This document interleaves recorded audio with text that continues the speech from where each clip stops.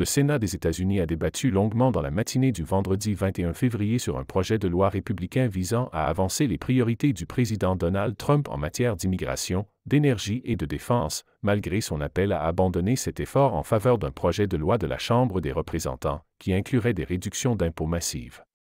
Cette semaine, Trump a fermement soutenu le plan des républicains de la Chambre pour un projet de loi global.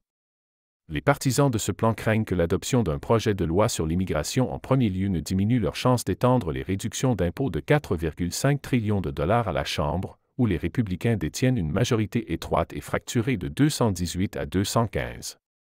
Cependant, les républicains du Sénat ont décidé de continuer avec leur projet de loi plus restreint et de traiter les réductions d'impôts dans un projet de loi ultérieur.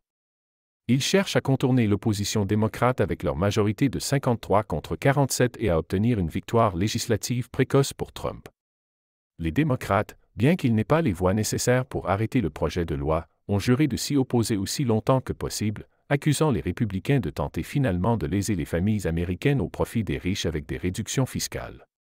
Nous allons être là toute la nuit, a proclamé Chuck Schumer, leader démocrate au Sénat, au début du débat sur les amendements.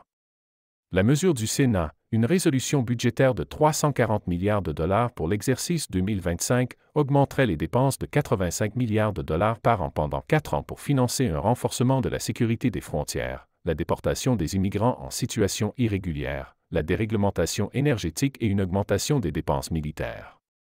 Le débat a duré plusieurs heures jusqu'au matin de vendredi dans un processus rarement utilisé au Sénat, appelé « vote à ras-mat », où des amendements peuvent être proposés jusqu'à ce que les deux parties s'accordent pour mettre fin à la procédure.